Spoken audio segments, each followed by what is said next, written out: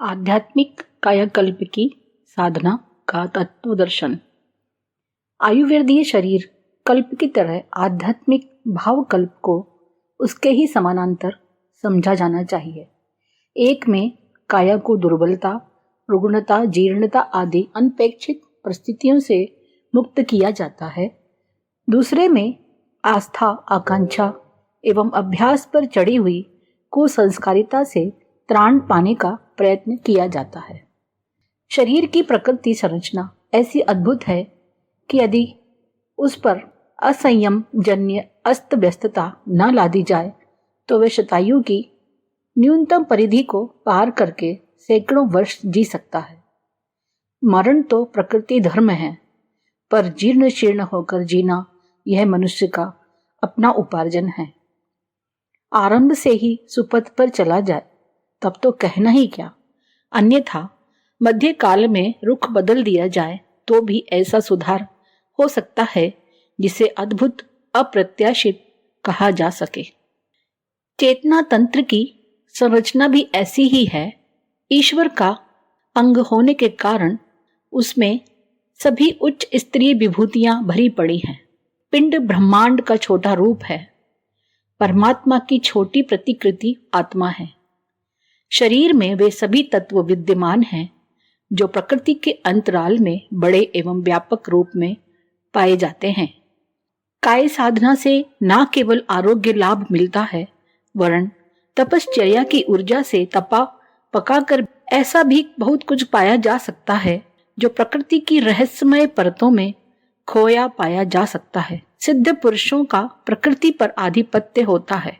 इसका आधारभूत कारण यह है कि काया में उन्हीं रहस्यों की बीज रूप में उपस्थिति को कृषि कार्य के साधनों में विकसित कर लिया जाता है। फलतः काया समूची माया का प्रतिनिधित्व करने लगती है।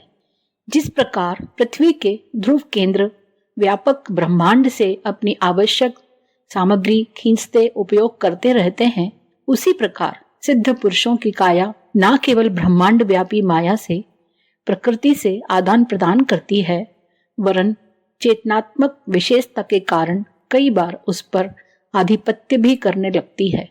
तपस्वियों की अलौकिक चमत्कारी सिद्धियों का यही रहस्य है। आत्मा के नाम से पुकारे जाने वाली ब्रह्म ऊर्जा की छोटी चिंगारी का मौलिक स्वरूप भी वैसा ही है। पतित पराजित तो उसे कषाय कल्मशों का आवरण करता है। दर्पण के सामने जो भी वस्तु आती है उसी का प्रतिबिंब दिखने लगता है। यदि पर्दा हटा दिया जाए तो दृश्य बदलते देर ना लगे। नर और नारायण की एकता के दृश्यमान होने में एक ही व्यवधान है, संचित कुसंस्कारिता। चिंतन पर चढ़ी हुई और व्यवहार अभ्यास में भरी हुई निकृष्टता को किसी प्रकार निरस्त किया जा सके तो आत्मा का मौलिक स्वरूप प्रकट होने में देर ना लगे। पुरुष पुरुषोत्तम की, जीव ब्रह्म की, नर नारायण की एकता का प्रतिपादन काल्पनिक नहीं है। योगी जनों के प्रमाण उदाहरण सामने हैं। उन्हें ईश्वर नहीं तो ईश्वरवत, ईश्वर का प्रतिनिधि तो माना ही जाता है। इस स्थिति को प्राप्त कर सकना किसी के लिए भी संभव है। मनुष्य शरीर में अनेकों देवदूत समय समय पर आए हैं और ऐसे काम कर गए हैं जिससे उन्हें अवतार की, भगवान की मान्यता मिली। इस स्थिति को उपलब्ध करने में किसी दैवी वरदान की आवश्यकता नहीं पड़ती। मनुष्य अपने ही पराक्रम पुरुषार्थ से कषाय कल्मशों के आच्छादन तोड़ता है और चक्रव्यूह भेद कर बाहर जा निकलता है। चक्रवेधन जैसी प्रक्रियाएं भवबंधनों की जकड़न तोड़ने और चक्रव्यूह से बाहर निकलने की भावनात्मक प्रक्रिया है। इसे पूरी करने वाले योगी उस जीवन मुक्त स्थिति को प्राप्त करते हैं जिसका सालोक्य, सामीप्य, सारूप्य, सायुज्य नाम से वर्णन विवेचन किया जाता है। योग किसी शारीरिक या पदार्थ परक हलचल का नाम नहीं है, जैसा कि आमतौर से आसन प्राणायाम या नेति धोती आदि के नाम से बताया जाता है। ये शरीर और मन के व्यायाम भर हैं जो प्रकारांतर से आत्म परिष्कार में सहायक सिद्ध होते हैं। तत्वतः योग अंतराल पर चढ़े हुए अवांछनीय आच्छादनों को हटाने और उनके स्थान पर उच्च स्तरीय परिधान पहनाने की भावनात्मक प्रक्रिया है। उसमें अभ्यस्त आदतों के रूप में स्वभाव का अंग बनी हुई कुसंस्कारिता की जड़ें काटनी पड़ती हैं और उन झाड़ झंकाड़ों के स्थान पर उच्च स्तरीय आस्थाओं को अंतराल में उगाना, परिपुष्ट करना होता है। अंतः क्षेत्र का यह समुद्र मंथन ही योग है। खारे निषिद्ध जलाशय को मथकर किसी समय विष वारुणी को हटाया और अमृत जैसी अनेकों विभूतियों को हस्तगत किया गया था। योग व्यक्तिगत समुद्र मंथन है जिसकी सारी प्रक्रिया अंतः क्षेत्र में चलती है। उखाड़ने और जमाने की ऊहापोह धातुओं की भट्टी की तरह गर्म होता है और गलाने ढलाने का कायाकल्प प्रस्तुत करता है। इसी को योग साधना कहते हैं। संक्षेप में आंतरिक परिष्कार का नाम योग और क्रिया प्रक्रिया में संयम अनुशासन का समावेश तप कहा जाता है।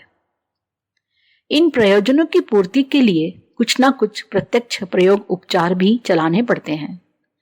कल्प साधना की क्रिया प्रक्रिया ऐसे ही निर्धारणों से भरी पड़ी है। इतने पर भी इस तथ्य को समझ ही लेना चाहिए कि उपचारों की आवश्यकता इसीलिए पड़ती है कि व्यक्तित्व के अदृश्य स्तर का अंतराल का कल्प परिवर्तन संभव हो सके। दृष्टिकोण और कर्म प्रवाह में निकृष्टता यथावत बनी रहे और क्रिया प्रक्रिया के रूप में चित्र विचित्र उपचार चलता रहे तो समझना चाहिए कि जड़ की उपेक्षा करके पत्ते धोने जैसी विडंबना चल रही है। कल्प साधकों को उपवास, जप, स्वाध्याय, सत्संग जैसे दैनिक कृत्यों की पूर्ति तो शास्त्र परंपरा के अनुसार करनी ही चाहिए, पर साथ ही यह नहीं भूलना चाहिए कि यह अवधि तत्वतः अंतर जगत की गुत्थियों को सुलझाने के लिए किए जाने वाले मंथन के लिए ही है। उसी को चिंतन और मनन कहते हैं। इस क्रिया रहित प्रक्रिया को चांद्रायण कल्प का मेरुदंड आधार केंद्र कहना चाहिए। मंथन में रई घुमाई जाती है, उसकी रस्सी एक बार आगे चलती है, दूसरी बार पीछे लौटती है। पीछे लौटना चिंतन है और आगे बढ़ना मनन है। चिंतन को आत्मसमीक्षा और आत्म सुधार कह सकते हैं। उसे तपश्चर्या की संयम अनुशासन अपनाने की पृष्ठभूमि कहना चाहिए। क्षुद्रता को महानता के साथ जोड़ देना ही योग है। इस उद्देश्य के लिए कामना को भावना में, तुच्छ को महान में, सीमित को असीम में परिवर्तित करना होता है। यही योग है। उसमें आस्थाएं, आकांक्षाएं एवं आदतें किस प्रकार उच्च स्तरीय बन सकें, इसका निर्धारण एवं कार्यान्वयन करना होता है। प्रगति क्रम को व्यवहार में उतारने की योजनाबद्ध साहसिकता की पृष्ठभूमि मनन के माध्यम से बनती है। साधना काल में आस्था एवं विचारणा के क्षेत्र में नव निर्माण का प्रयत्न पूरी तत्परता के साथ चलना चाहिए। शरीर तप अनुशासन में संलग्न रहे, समयचर्या उन्हीं अनुबंधों के शिकंजे में कसी रहे, किंतु विचार प्रवाह को भौतिक क्षेत्र से हटाकर अंतर्मुखी रहने के लिए विवश करना चाहिए। इन दिनों भौतिक क्षेत्र की चिंता समस्याओं से उपराम ही लेना चाहिए। जो गंभीरता पूर्वक कभी सोचा ही नहीं गया, उसे इन दिनों सोचना चाहिए। जिस क्षेत्र में कभी बुहारी तक नहीं लगी, कभी दृष्टि ही नहीं गई, उसे इन दिनों साफ सुथरा बनाने से लेकर सुंदर सुसज्जित बनाने के लिए तत्परता एवं तन्मयता के साथ जुटे रहना चाहिए। जब साधना के सीमित समय को छोड़कर प्रायः सारा ही समय ऐसा है जिसमें विचार मंथन पर कोई रोकथाम नहीं है। शरीर कृत्यों के साथ साथ चिंतन प्रवाह अपने क्षेत्र में बहता रह सकता है। हल जोतते समय किसान घर गृहस्थी की बात सोच सकता है, तो कोई कारण नहीं कि उपवास, श्रमदान आदि करते करते जीवन की महत्वपूर्ण समस्याओं पर विचार करते रहने पर कोई रोकथाम रहे। यूं चिंतन मनन के लिए कल्प में 1 घंटा नित्य एक निर्धारित प्रक्रिया के रूप में निश्चित है, उस समय तो विचार मंथन उपरोक्त दो प्रयोजनों में निरत रहना ही चाहिए। इसके अतिरिक्त भी कभी भी खाली रहने या काम करते रहने की स्थिति में चिंतन मनन का उपक्रम जारी रखा जा सकता है। चिंतन का विषय है आत्मशोधन, मनन का उद्देश्य है आत्म परिष्कार। दोनों को एक दूसरे का पूरक कहना चाहिए। मल त्याग के उपरांत पेट खाली होता है, तभी भूख लगती है और भोजन गले उतरता है।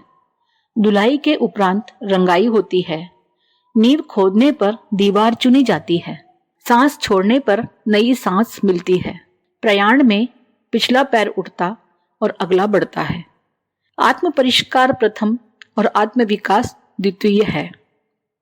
जो लोग चित्त और चरित्र से निकृष्टता हटाने की उपेक्षा करके सीधे ईश्वर तक पहुंचने की योग सिद्धियों की बात करते हैं, उन्हें हवा में तैरने वाले कल्पना लोक के पखेरु ही कहा जा सकता है। ऐसे शेख चिल्ली अध्यात्म क्षेत्र में भी कम नहीं है, जो जिस क्रिया प्रक्रिया को ही सब कुछ मानते हैं और श्रम प्रयास के आधार पर ही साधना की सफलता का स्वप्न देखते हैं। शरीर कल्प में न केवल कुटी प्रवेश करने की नियत आहार विहार अपनाए रहने की आवश्यकता पड़ती है, वरन उन दिनों चिंतन के लिए भी एक नियत क्षेत्र निर्धारित रहता है। उन दिनों उसी प्रकार सोचते रहना पड़ता है ताकि कायिक परिवर्तन में चिंतन की भूमिका का भी समुचित योगदान रह सके।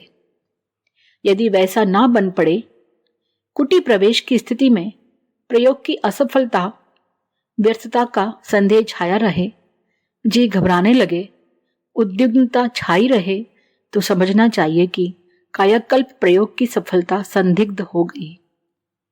ठीक इसी प्रकार आध्यात्मिक कल्प साधना के दिनों में मात्र भोजन में कटौती और जब पूरा करने की बेगार भुगती जाती रहे और आत्मचिंतन की उपेक्षा होती रहे, तो समझना चाहिए कि शरीर श्रम का जितना लाभ हो सकता है उतना ही मिलेगा। मनोयोग के अभाव में उस उच्च स्तरीय प्रतिफल की आशा न की जा सकेगी जो शास्त्रकारों, अनुभवी सिद्ध पुरुषों द्वारा बताई गई है। समझा जाना चाहिए कि चिंतन का विषय अनुशासन है। इसी को संयम कहा जाता है। इंद्रिय संयम, अर्थ संयम, समय संयम और विचार संयम, ये 4 प्रकार के संयम हैं। अपने वर्तमान स्वभाव अभ्यास में इन प्रसंगों में कहाँ क्या त्रुटि रहती है, इसकी निष्पक्ष निरीक्षक एवं कठोर परीक्षक की तरह जांच पड़ताल की जानी चाहिए। आत्म पक्षपात मनुष्य का सबसे बड़ा दुर्गुण है। दूसरों के दोष ढूंढना, अपने छिपाना आम लोगों की आदत होती है। कड़ाई से आत्म समीक्षा कर सकने की क्षमता आध्यात्मिक प्रगति का प्रथम चिन्ह है। पाप कर्मों का प्रगटीकरण और प्रायश्चित का साहस इस बात का चिन्ह है कि इस क्षेत्र में प्रगति की आवश्यक शर्त को समझा और अपनाया जा रहा है। इसी श्रृंखला का अगला कदम स्वाध्याय सत्संग के द्वारा बाहरी प्रकाश परामर्श प्राप्त करना है। उसी प्रक्रिया का सूक्ष्म रूप चिंतन मनन है। चिंतन में गुण कर्म स्वभाव में घुसी हुई अवांछनीयताओं को बारीकी से ढूंढ निकालने का पर्यवेक्षण करना होता है। साथ ही उन्हें किस प्रकार निरस्त किया जाए, यह ना केवल सोचना होता है, वरन उसके लिए दिनचर्या का ऐसा ढांचा बनाना होता है जिसे अपनाकर उपरोक्त 4 संयमों का क्रमबद्ध अभ्यास चलता रहे।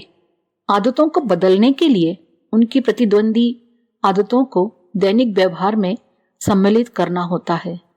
असंयम की गुंजाइश जिन कार्यक्रमों से बनती है उनको भी बदलना होता है।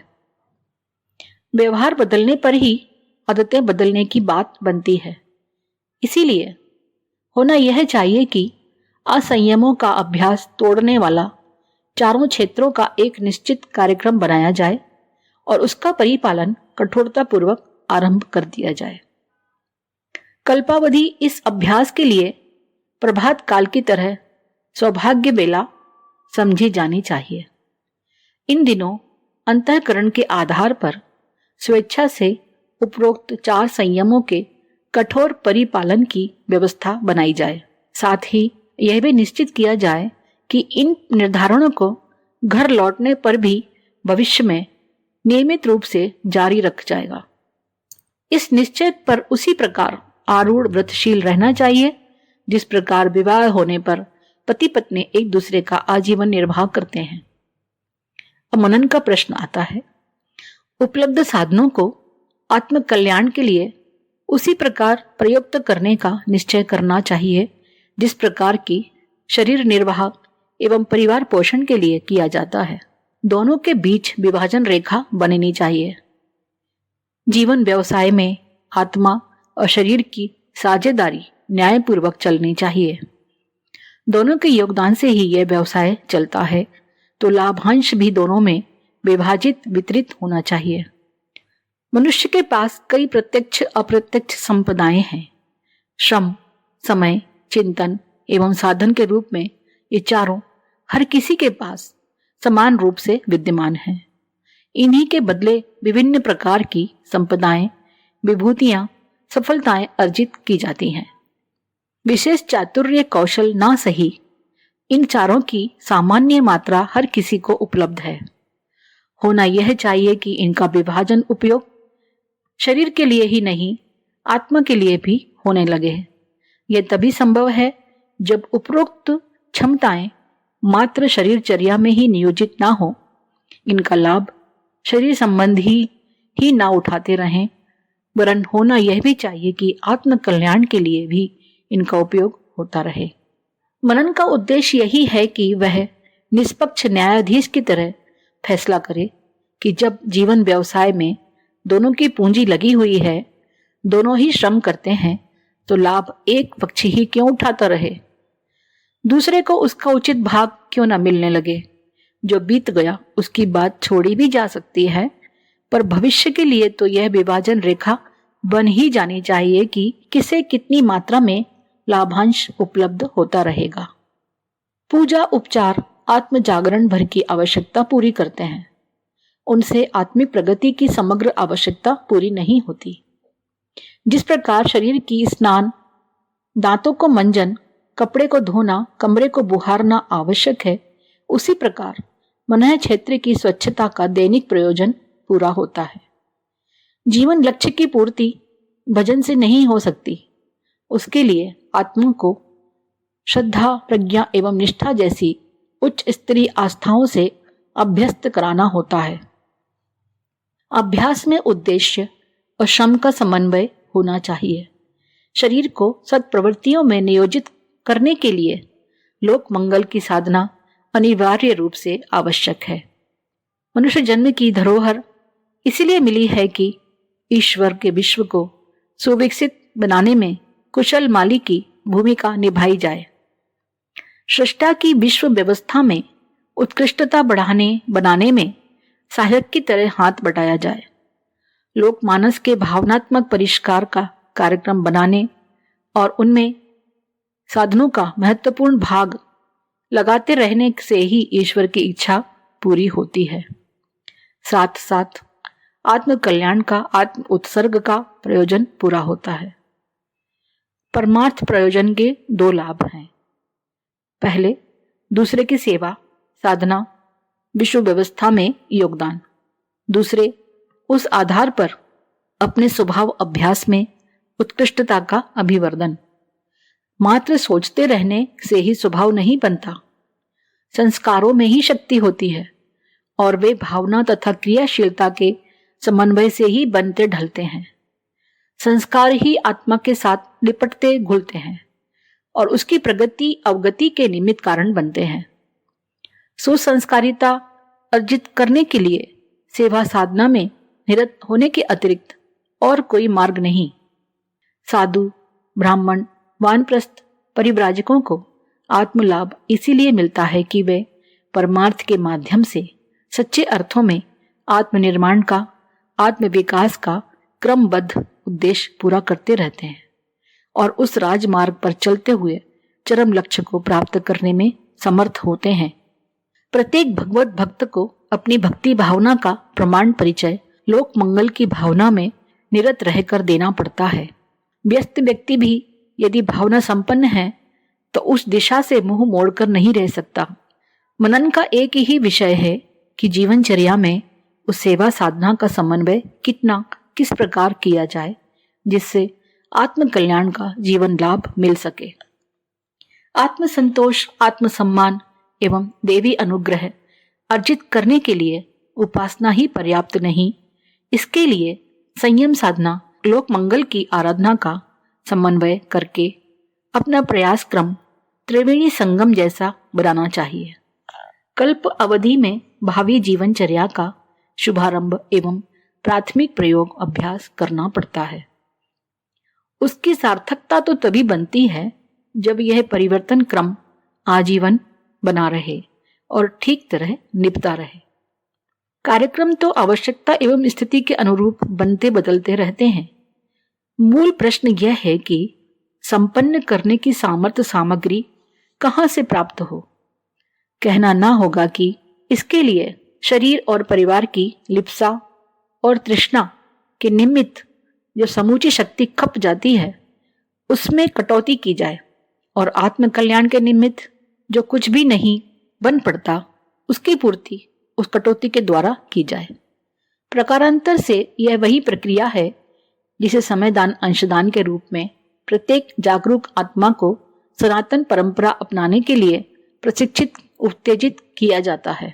प्रज्ञा परिवार के प्राथमिक सदस्यों को न्यूनतम चिन्ह पूजा की तरह 1 घंटा समय और 10 पैसा नित्य ज्ञान यज्ञ के लिए लगाते रहने के लिए बाध्य किया जाता है। जागृत आत्माओं, प्राणवान प्रज्ञा पुत्रों पर इससे कुछ अधिक करने का दबाव डाला जाता है। उन्हें महीने में 1 दिन की आजीविका एवं अवकाश के क्षणों का महत्वपूर्ण अंश समयदान के रूप में देते रहने के लिए कहा जाता है। आत्म उत्कर्ष की दिशा में सच्ची आकांक्षा जगाने और यथार्थवादी तत्परता उभारने के लिए यह प्रत्यक्ष चिन्ह है। जिनमें ऐसा कुछ दृष्टिगोचर ना हो, कृपण निष्ठुरता चट्टान की तरह अड़ी बैठी रहे, न श्रद्धा उमंगे और न उदार सेवा साधना का कोई चिन्ह उभरे, तो समझना चाहिए कि ऊसर भूमि में कृषि कर्म करने, उद्यान लगाने की निरर्थक विडंबना पल रही है। कल्प साधना में प्रायश्चित प्रसंग प्रमुख है। उसका छोटा अंश उपवास अनुष्ठान है जो मात्र थोड़े से काय कष्ट से अति सरलता पूर्वक संपन्न हो जाता है। बड़ा काम वह है जिसमें दुष्कर्मों द्वारा समाज को पहुंचाई गई क्षति की भरपाई करनी पड़ती है, अर्थात सद्प्रवृत्ति संवर्धन के लिए श्रमदान अंशदान के रूप में उतनी उदारता का परिचय देना पड़ता है जिससे खोदी गई खाई का पट सकना संभव हो सके। मनन प्रक्रिया में दोनों ही तथ्यों को ध्यान में रखते हुए ये निर्धारण किया जाना चाहिए कि उपलब्ध समय एवं साधनों में से कितना अंश आरंभ में एक बारगी लगाया जाना है और कितना भविष्य में किस अनुपात से नियोजित होता रहेगा। जीवन व्यवसाय के लाभांश का विभाजन इस प्रकार होना चाहिए कि शरीर तथा उसका संपर्क परिकर ही सब कुछ निगलता हड़पता रहे, वरन उपलब्धियों का एक महत्वपूर्ण अंश परमार्थ प्रयोजनों के लिए नियमित रूप से लगे। अभ्यस्त कृपणता, संबंधियों का व्यामोह तथा प्रचलनों का दबाव, तथाकथित मित्रों का उपहास असहयोग बोधक हो सकता है।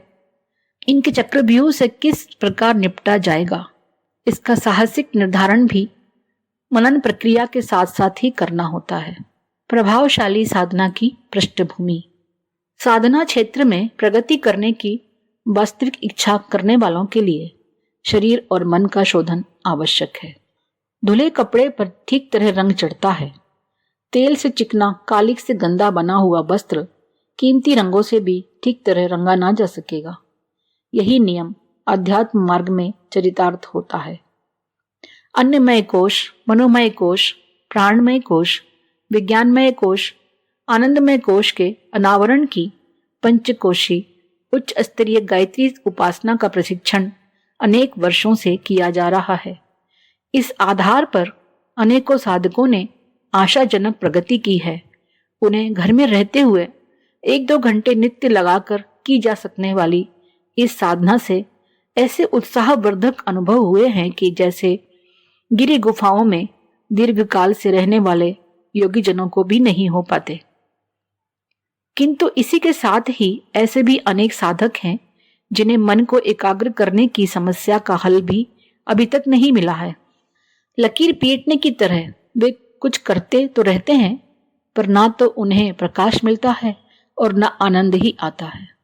एक ही विधि विधान को अपनाने वाले साधकों की प्रगति में इस प्रकार का आकाश पाताल का अंतर होने का कारण उनकी शारीरिक और मानसिक स्थिति ही होती है। एक ही रोग के कई रोगियों को एक ही दवा दी जाए तो सब पर समान असर नहीं होता। रोगियों की शारीरिक स्थिति, पथ्य कुपथ्य, रहन सहन, संकल्प विकल्प के आधार पर रोग के अच्छे होने न होने में बहुत अंतर बना रहता है। यही बात साधना क्षेत्र में भी लागू होती है। उपासना विधि एक सी रहने पर भी प्रगति में बहुत भारी अंतर पाया जाता है। अस्वस्थता आध्यात्मिक प्रगति में एक भारी बाधा है। रोगी शरीर में रहने वाला मन भी रोगी हो जाता है। रोग के कारण शरीर में होते रहने वाले कष्टों की तरह विक्षुब्ध मन में भी अनेक प्रकार के उद्वेग उठते रहते हैं। उछलते हुए पानी में सूर्य का प्रतिबिंब दिख नहीं पाता, उसी प्रकार अशांत मन में एकाग्रता और स्थिरता नहीं रह पाती। ऐसी दशा में साधनात्मक आनंद एवं प्रगति से वंचित रहना पड़े तो इसमें कुछ आश्चर्य की बात नहीं। शरीर के समस्त रोगों की जड़ अपच है। पाचन तंत्र में गड़बड़ी आने से पेट में सड़न उत्पन्न होती है, वायु का प्रकोप बढ़ता है और रक्त में अशुद्धता भर जाती है। यह अशुद्धता जिस अंग में जड़ जमा लेती है वही रोग के लक्षण प्रकट होने लगते हैं। बीमारी किसी भी अंग में क्यों ना हो, उसका नाम रूप कुछ भी क्यों ना हो, वस्तुतः वह अपच की ही प्रतिक्रिया होती है। बिगड़े हुए पाचन तंत्र का सुधार करने में संसार की समस्त चिकित्सा प्रणालियों की अपेक्षा प्राकृतिक चिकित्सा ही आज अधिक सफल हो रही है। चांद्रायण व्रत प्राकृतिक चिकित्सा सिद्धांत का अत्यंत उत्कृष्ट स्वरूप है। उसमें मनोविज्ञान और अध्यात्म का भी समावेश होने से न केवल शरीर का वरन मन एवं अंतःकरण का भी परिशोधन होता है। चांद्रायण व्रत की पद्धति को हम और भी अधिक वैज्ञानिक बना रहे हैं।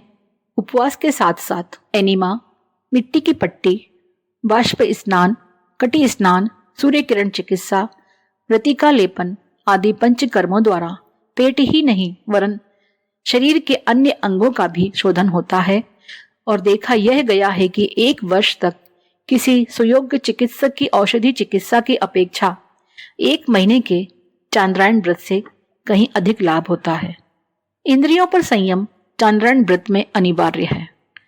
आस्वादन, ब्रह्मचर्य आदि नियमों का पालन करने से मन की चंचलता दूर होती है। आत्मनिरीक्षण करते हुए अपने गुण कर्म स्वभाव में घुसी हुई त्रुटियों को देखना समझना, भूलों पर पछताना, उनके लिए आत्म प्रताड़ना एवं प्रायश्चित करना मन की शुद्धि का सर्वोत्तम उपाय है। चांद्रायण व्रत में पूरे 1 महीने करनी पड़ती है। जो पाप बने हैं उनसे हुई सामाजिक क्षतिपूर्ति के लिए कोई पुण्य प्रयत्न सोचना पड़ता है, जिससे उत्पन्न हुए उत्साह एवं संतोष से पाप का दुख एवं असंतोष दूर हो सके। इस प्रक्रिया को अपनाने से मनोभूमि की शुद्धि अवश्यंभावी है।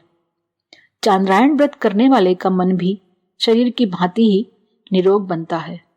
अशुद्ध मन में अनेकों मानसिक बीमारियां एवं विकृतियां भरी रहती हैं, जिनके कारण लोग प्रायः मूर्खतापूर्ण कार्य करते हैं और आधे पागल जैसे बने रहते हैं। चांद्रायण व्रत करने के उपरांत प्राप्त होने वाली मानसिक निरोगिता से अनेक व्यक्तियों के स्वभाव एवं दृष्टिकोण बदलते देखे गए हैं। सिर दर्द, जुकाम, अनिद्रा, दुस्वप्न, चिड़चिड़ापन, आवेश, उत्तेजना, चिंता, भय, निराशा, घबराहट आदि अनेक मानसिक रोगों की सरल एवं प्रभावशाली चिकित्सा चांद्रायण व्रत के अतिरिक्त दूसरी हो नहीं सकती।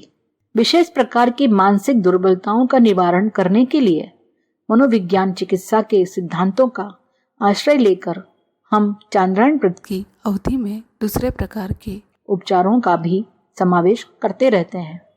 इसलिए वह न केवल एक आध्यात्मिक तप मात्र रहता है, वरन शरीर शोधन के साथ साथ मनोविकारों के समाधान का एक श्रेष्ठ उपचार भी बन जाता है।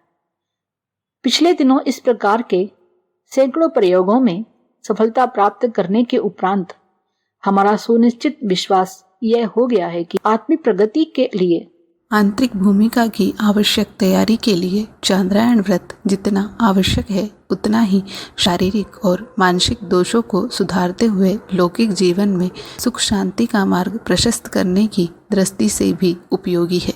उच्च स्तरीय गायत्री उपासना का आवश्यक लाभ उठाने के लिए अधिक नहीं तो एक चांद्रायण व्रत करने का अवसर निकालना चाहिए।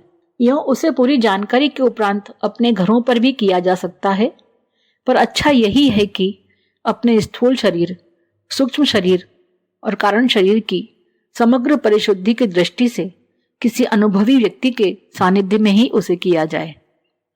लाभ की बात सोचकर अविधि पूर्वक कदम उठाने लगने की जल्दबाजी कई बार अहितकर भी सिद्ध होती है। चांद्रायण व्रत के साथ साथ किया गया गायत्री अनुष्ठान सोने में सुगंध का काम करता है।